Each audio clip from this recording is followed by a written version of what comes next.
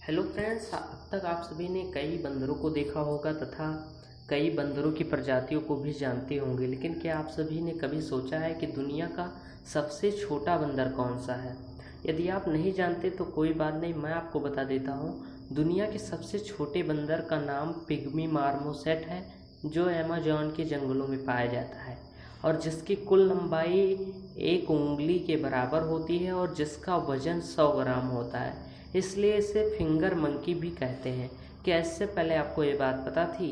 यदि नहीं पता थी तो कमेंट बॉक्स में ज़रूर लिखिए और हमारे चैनल को इसी वक्त सब्सक्राइब कीजिए और अपने दोस्तों में शेयर भी कीजिए।